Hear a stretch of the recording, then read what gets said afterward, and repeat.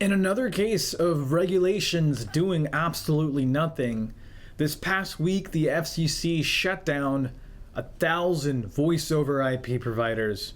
Now, these are telephony providers that send your calls over the internet. It's a very popular solution, one that I've talked about a lot, one that we even offer as part of Above. And unfortunately, a lot of VoIP companies were caught off guard this week by this notice landing in their inbox right here. You can see adopted August 25th, 2025. And they're talking about all of the companies mentioned in this document failed to follow the RMD, or the Robocall Mitigation Database requirements, which these requirements were set in place by a law called the Trace Act, Telephone Robocall Abuse Criminal Enforcement and Deterrence Act. Man, they really love those acronyms. They just really want to go for those acronyms. And these are a set of laws and technical implementation standards released during the pandemic in 2020 to protect people from robocalls. That's right. It's those random calls that you get where it's just a robotic voice and they tell you you want a Walmart gift card, and then you sign up for it and they steal all your money. So this is supposed to protect you against that. And the way it works is this: there's a Robocall Mitigation Database, which is basically anytime a call is made now in the United States, your provider, if it's a number they've never seen before, they will look it up on this database, which is operated by the FCC, and has a list of all the numbers to see. It has a list of anything that is potentially confirmed or suspected as a robocaller. And so if it's confirmed, then the call won't go through. And the telecoms are responsible for adhering to these guidelines, to this technical process. And they must also capture anytime they use the database to look up a number. And they've got to store arbitrary things like the timestamp of the lookup, the calling party that triggered the lookup, the number that was looked up.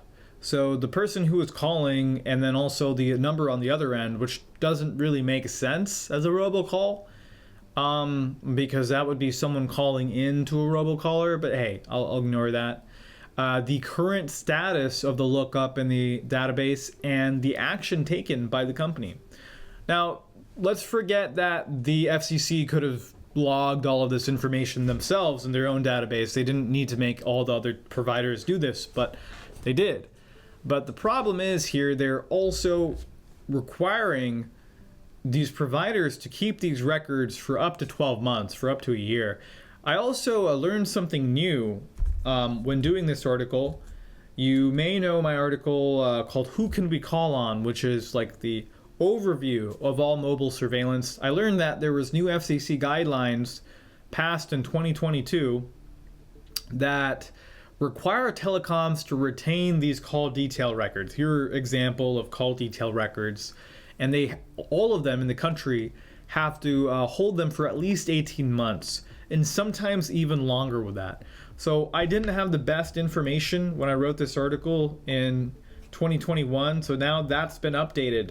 Now there's a standard law. You have to at least hold them for 18 months. So that's new news. And if you want to learn more about call detail records and how they work, go to takebackourtech.org and search Who Can We Call On? Or you could just search that online as well. Now let's go back to this order. So the FCC says that all the providers mentioned in here, the 1,000 different providers, did not follow the 6th and 7th orders from the FCC, which required more information from them about their plans for this robocall mitigation, and also required them to respond within 24 hours for a traceback request, which a traceback request comes from law enforcement and is really focused on getting the routing, the pathway of a call as it makes its way to the phone network, to find the networks involved. And apparently over 1,000 VoIP providers did not follow the rules. Let's scroll down.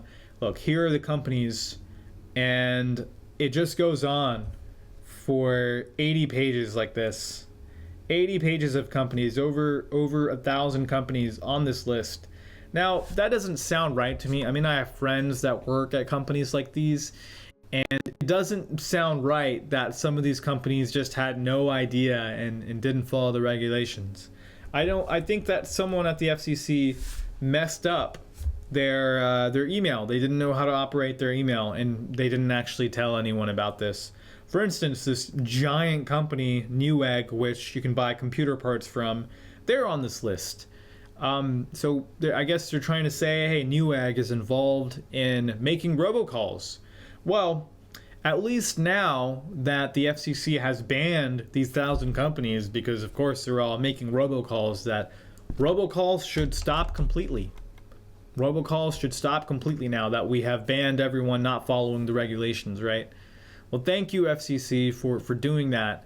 And I just want to take this opportunity to remind people that phone calls and text messages are not reliable as communication platforms. Regulations like this one make the phone network answer to the FCC and any regulation they release every year. And they also have no teeth besides getting the other telecom companies to not accept calls from the ones that don't comply. So once again, it's an issue of non-compliance to these stupid rules which don't actually work. So I'm sure we're all going to keep receiving robocalls.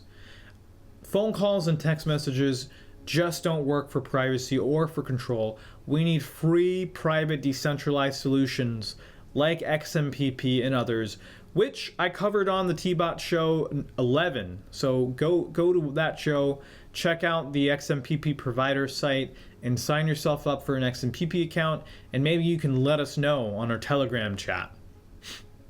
Let us know that you have an XMPP account, or go to our group, which is tbot@group.chat.above.im. We'd love to see you there. We need free, private, and decentralized solutions. We don't need more regulations.